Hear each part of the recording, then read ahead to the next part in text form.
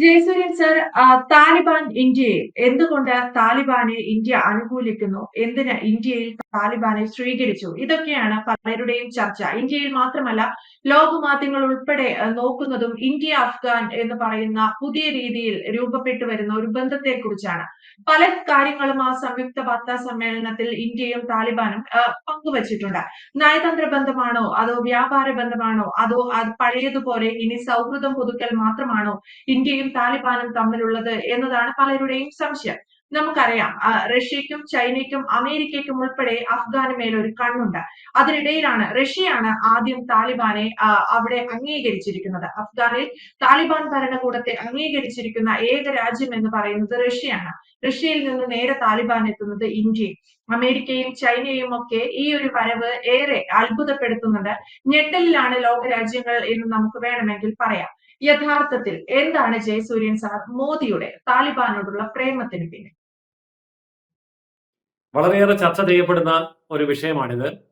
മാത്രമല്ല, ഈ വിഷയത്തെ സംബന്ധിച്ചിടത്തോളം ക്ലാരിറ്റിയോട് കൂടിയിട്ടുള്ള ഒരു മറുപടി നമുക്ക് എല്ലാ ഭാഗത്തു നിന്നും ലഭിക്കുന്നില്ല.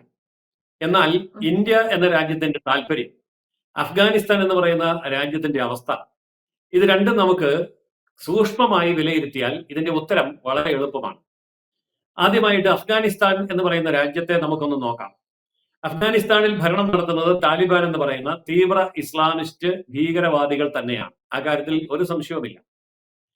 അതുകൊണ്ട് തന്നെ അവരുടെ തീവ്രതയ്ക്ക് ശത്രു രാജ്യമായി ഭവിച്ചിരിക്കുകയാണ് പാകിസ്ഥാൻ. ഇപ്പൊ അഫ്ഗാനിസ്ഥാൻ പാകിസ്ഥാനെയും കൂടെ വിഴുങ്ങാനുള്ള ശ്രമത്തിലാണ്. അതായത് പാകിസ്ഥാന്റെ ഭരണം അഫ്ഗാനിസ്ഥാനിലെ താലിബാൻ പിടിച്ചെടുക്കാൻ വേണ്ടി ശ്രമിക്കുന്നുണ്ട്. അതിനുവേണ്ടിയുള്ള നീക്കങ്ങൾ നടക്കുന്നുണ്ട്. അതുകൊണ്ട് ഇപ്പോൾ അതിർത്തിയിൽ ഏറ്റുമുട്ടലുകൾ നടന്നു. കഴിഞ്ഞ ദിവസം 59 പാകിസ്ഥാൻ പട്ടാളക്കാര് കൊല്ലപ്പെട്ടു എന്നാണ് അവസാനം വരുന്ന റിപ്പോർട്ടുകൾ. എന്ന് പറഞ്ഞാൽ അഫ്ഗാനിസ്ഥാനും പാകിസ്ഥാനും ഇപ്പോൾ ശത്രുക്കളാണ്. പക്ഷെ പണ്ട് അങ്ങനെ ആയിരുന്നില്ല. അഫ്ഗാനിസ്ഥാനും പാകിസ്ഥാനും മിത്രങ്ങളായിട്ടിരുന്നുകൊണ്ട് അവരൊന്നിച്ച് ഇന്ത്യക്കെതിരെ നിൽക്കുന്ന ഒരു നിലപാട് ഉണ്ടായിരുന്നു. ഇതിനൊരു ചരിത്ര പശ്ചാത്തലമുണ്ട്. അഫ്ഗാനിസ്ഥാൻ എന്ന് പറയുന്ന രാജ്യം ഏഷ്യയിലേക്കുള്ള, യൂറോപ്പിൽ നിന്ന് അറേബ്യ വഴിയുള്ള ഏഷ്യയിലേക്കുള്ള കവാടമാണ്. ഇനി യൂറോപ്പല്ല, അമേരിക്കയിൽ നിന്ന് നേരിട്ട് വന്നാൽ പോലും കടൽ മാർഗം വരുമ്പോൾ ഏഷ്യൻ രാജ്യങ്ങളിലേക്ക്, അതായത് ചൈന, ഇന്ത്യ അടക്കം ജപ്പാൻ വരെയുള്ള ഏഷ്യൻ രാജ്യങ്ങളിലേക്ക് കരമാർഗത്തിൽ കൂടി കടന്നു വരാൻ അഫ്ഗാനിസ്ഥാൻ എന്ന് പറയുന്ന രാജ്യം വളരെ തന്ത്രപ്രധാനമാണ്. അതുകൊണ്ട് കച്ചവട റൂട്ടുകളുടെ സ്ഥാപനത്തെ സംബന്ധിച്ചും ഗദാർ തുറമുഖം പോലെയുള്ള നിരവധി തുറമുഖങ്ങളുമായും മറ്റു തുറമുഖങ്ങളുമായും ബന്ധപ്പെടുന്നതിനെ സംബന്ധിച്ചും കര, നാവിക, വ്യോമ മാർഗങ്ങളെ സംബന്ധിച്ചും തന്ത്രപ്രധാനമായ സ്ഥാനത്ത് കിടക്കുന്ന ഒരു കൊച്ചു രാജ്യമാണ് അഫ്ഗാനിസ്ഥാൻ. അതുകൊണ്ട് അഫ്ഗാനിസ്ഥാന്റെ നിയന്ത്രണം കൈപ്പിടിയിൽ ഒതുക്കാൻ വേണ്ടി അമേരിക്ക ശ്രമിച്ചു, റഷ്യ ശ്രമിച്ചു, ചൈന ഇപ്പോൾ ശ്രമിച്ചുകൊണ്ടിരിക്കുന്നു. എന്നാൽ ഇതിനേക്കാളൊക്കെ ഏറെ പ്രധാനപ്പെട്ട ഒരു ശ്രമം നടത്തിയ രാജ്യമാണ് ഇന്ത്യ. നമ്മളത് കാണാതെ പോകരുത്. ഉദാഹരണത്തിന്, ഇപ്പോൾ അഫ്ഗാനിസ്ഥാൻ ഉപയോഗിച്ചുകൊണ്ടിരിക്കുന്ന പാർലമെന്റ് മന്ദിരം സൗജന്യമായിട്ട് ഉണ്ടാക്കി കൊടുത്തത് ഇന്ത്യയാണ്. കാരണം അവർക്കൊരു പാർലമെന്റ് മന്ദിരം പോലും നേരെ ചൊവ്വേ ഉണ്ടായിരുന്നില്ല. കാരണം തീവ്രവാദവും വെടിവെപ്പും കഴിഞ്ഞിട്ട് ഈ പാർലമെന്റിനകത്ത് കയറിയിരിക്കാനൊന്നും ഇവർക്ക് സമയം ഉണ്ടായിരുന്നില്ല. അവസാനം ഒന്ന് കയറിയിരിക്കാന്ന് വെച്ച് നോക്കിയപ്പോ പാർലമെന്റ് എന്ന് പറയാൻ പറ്റിയ ഒരു കെട്ടിടം പോലും ഇല്ല. അപ്പോഴാണ് ഇന്ത്യ പറഞ്ഞത്, വിഷമിക്കണ്ട, ഞങ്ങൾ ഉണ്ടാക്കി തരാം. അങ്ങനെ ഇന്ത്യ അവിടെ ചെന്നിട്ടാണ് പാർലമെന്റ് മന്ദിരം ഉണ്ടാക്കിയിട്ട് പാർലമെന്റ് കൂടിക്കൊള്ളാൻ പറയുന്നത്. എന്ന് പറഞ്ഞാൽ അത്രയും സ്പോൺസർഷിപ്പാണ് നമ്മൾ ചെയ്തത്. 39 സംസ്ഥാനങ്ങൾ, അവിടുത്തെ ഭാഷയിൽ പറഞ്ഞ പ്രവിശ്യകൾ ആണ് അഫ്ഗാനിസ്ഥാൻ. ഈ 39 പ്രവിശ്യകളിലായി 500-ലധികം പ്രോജക്റ്റുകളാണ് ഇന്ത്യ അവിടെ ചെയ്ത് തീർത്തത്, ഇപ്പോഴും ചെയ്തുകൊണ്ടിരിക്കുന്നത്.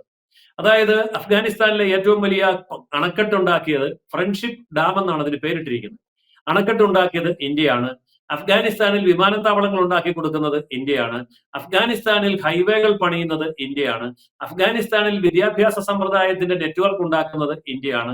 അഫ്ഗാനിസ്ഥാനിൽ അഡ്മിനിസ്ട്രേഷൻ സംബന്ധിച്ചിട്ടുള്ള കാര്യങ്ങളെ സഹായിക്കുകയും അതിന് ഉള്ള ഒരു നെറ്റ്വർക്ക് ഡെവലപ്പ് ചെയ്ത് കൊടുക്കുകയും ചെയ്യുന്നത് ഇന്ത്യയാണ്.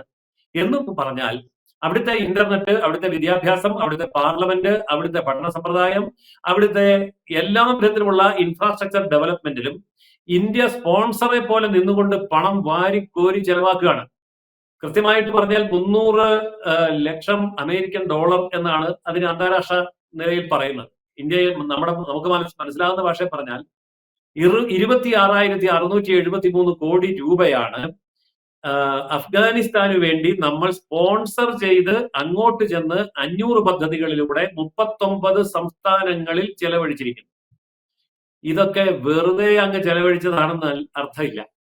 കാരണം അഫ്ഗാനിസ്ഥാനെ ചൈന കൊണ്ടുപോകുന്നതിന് മുൻപ്, അമേരിക്ക കൈയടക്കുന്നതിന് മുമ്പ്, റഷ്യ നിയന്ത്രിക്കുന്നതിന് മുൻപ് ഇന്ത്യക്ക് അവിടെ ഒരു സ്ഥാനം വേണം.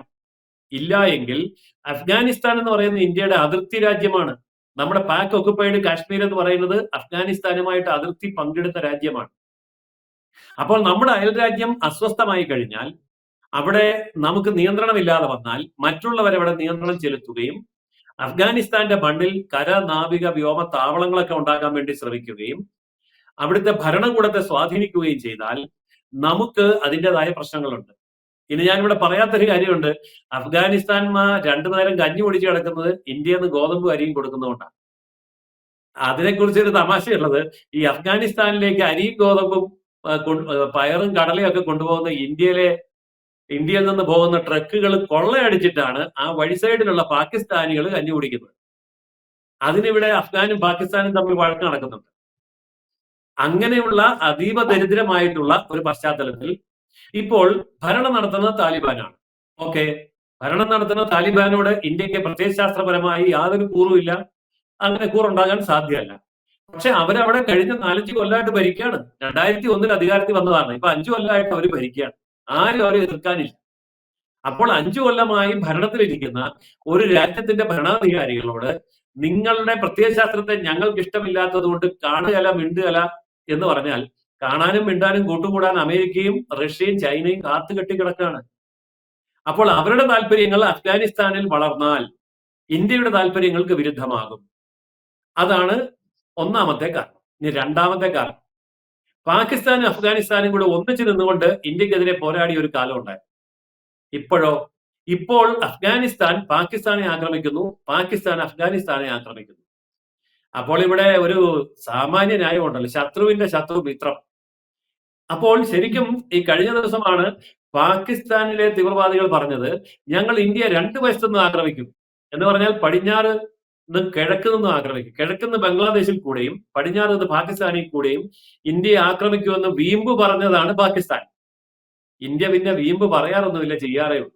ഇപ്പൊ എന്താ സംഭവിച്ചിരിക്കുന്നത്? ഇപ്പൊ 2 വശത്തുനിന്ന് ആക്രമണം പാകിസ്ഥാൻ നേരിട്ടുകൊണ്ടിരിക്കുകയാണ്. ഒരു വശത്തുനിന്ന് ഇന്ത്യ ആണെങ്കിൽ മറുവശത്തുനിന്ന് അഫ്ഗാനിസ്ഥാൻ. ഇത് രണ്ടിന്റെ നടുവിൽ ഇപ്പൊ സാൻഡ്വിച്ച് പോലെ കിടക്കുകയാണ് പാകിസ്ഥാന്റെ അവസ്ഥ. അപ്പൊ ഇന്ത്യ ഒന്നും മിണ്ടുന്നില്ലെന്നേ ഉള്ളൂ, ചെയ്യാനുള്ളത് ചെയ്യുന്നുണ്ട്. അങ്ങനെ ചെയ്യണമെങ്കിലോ ഈ പറയുന്ന അഫ്ഗാനിസ്ഥാൻ നമ്മുടെ നിയന്ത്രണത്തിൽ കൊണ്ടുവരണം. പക്ഷെ ഇത്രയും ഗൗരവമുള്ള നയതന്ത്രപരമായ ഒരു മുന്നേറ്റം ഇന്ത്യയുടെ ഭാഗത്തുനിന്ന് ഉണ്ടാകുമ്പോഴും ഇത് പറയാൻ മടിയുള്ള ഇന്ത്യയിലെ മാധ്യമങ്ങളും ഇന്ത്യയിലെ രാഷ്ട്രീയക്കാരും പറയുന്നത് കണ്ടോ, അവരുടെ മന്ത്രി ഇവിടെ വന്നപ്പോ പത്രസമ്മേളനത്തിൽ പെണ്ണുങ്ങളെ കയറ്റിയില്ല. ഇതാണ് പറയാനുള്ളത്.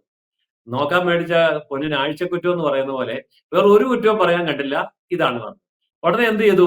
തൊട്ടടുത്ത പത്രസമ്മേളനത്തിൽ സ്ത്രീകളെ അനുവദിച്ചു, ജേർണലിസ്റ്റുകളായിട്ടുള്ള സ്ത്രീകളെ അനുവദിച്ചു. അപ്പൊ പിന്നെ അതും പറയാനില്ല. ചുരുക്കി പറഞ്ഞാൽ ഇന്ത്യയുടെ നയതന്ത്ര രംഗത്ത് അമേരിക്കയെയും റഷ്യയെയും ചൈനയെയും ഒരുപോലെ വെല്ലുവിളിച്ചുകൊണ്ടും പാകിസ്ഥാനെ ശക്തമായി താക്കീത് ചെയ്തുകൊണ്ടും വളരെ ദൃഢമായിട്ടുള്ള ഒരു നിലപാടാണ് അഫ്ഗാനിസ്ഥാന്റെ കാര്യത്തിൽ ഇന്ത്യ കൈക്കൊണ്ടിരിക്കുന്നത്. അത് അവിടുത്തെ താലിബാനെ സഹായിക്കാൻ വേണ്ടിയല്ല, ഇന്ത്യക്ക് ഇന്ത്യയുടെ താല്പര്യങ്ങളെ സംരക്ഷിക്കാൻ വേണ്ടിയാണ്. ഇതാണ് അതിന്റെ വസ്തുത.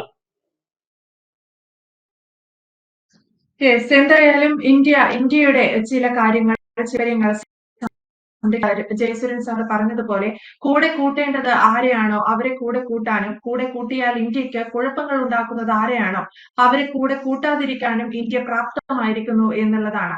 താലിബാന്റെ അല്ലെങ്കിൽ അഫ്ഗാൻ ഭരിക്കുന്ന ഭരണകൂടത്തിന്റെ പ്രത്യയശാസ്ത്രങ്ങളോട് വിമുഖതയുണ്ട് എന്ന് കരുതി അവരെ കൂടെ കൂട്ടാതെ അല്ലെങ്കിൽ മിണ്ടാതിരിക്കാൻ മാത്രം മണ്ടൻ രാജ്യമല്ല ഇന്ത്യ എന്നുള്ളത് ഇന്ത്യ തെളിയിക്കുകയാണ്. മാത്രമല്ല, കൂടുതൽ പുരോഗമനപരമായ ചിന്താഗതികൾ BJP സർക്കാർ ഭരിക്കുന്നത് കൊണ്ട് ഇന്ത്യക്ക് പുരോഗതി ഉണ്ടാവില്ല എന്ന് കാണിച്ചവരുടെ മുന്നിലാണ് ഇന്ത്യ ഇത്തരത്തിലുള്ള ചില നിലപാടുകൾ എടുക്കുന്നത്, ചില തീരുമാനങ്ങൾ എടുക്കുന്നത് എന്നത് ശ്രദ്ധേയമാണ്. അതുകൊണ്ടുകൂടിയാണ് എസ് ജയശങ്കർ പറഞ്ഞത്, താലിബാനുമായി ഇന്ത്യക്ക് വളരെ വലിയൊരു സൗഹൃദമുണ്ട്, അത് പണ്ട് കാലത്തും ഉണ്ടായിട്ടുണ്ട്. ഇന്ത്യയും അഫ്ഗാനും തമ്മിൽ ഒരു അതിർത്തി പങ്കിടും എന്ന് പോലും. അത് പാകിസ്ഥാനുള്ള വലിയൊരു ഭീഷണി ാണ് എന്ന് നമുക്ക് മനസ്സിലാക്കാം. ജയസൂര്യൻ സാർ പറഞ്ഞ ഏറ്റവും വലിയൊരു പോയിന്റും അതാണ്, ശത്രുവിന്റെ ശത്രു മിത്രം. അതാണ് ഇന്ത്യ പയറ്റുന്നത്. എന്തായാലും വ്യക്തമാണ്. Thank you sir.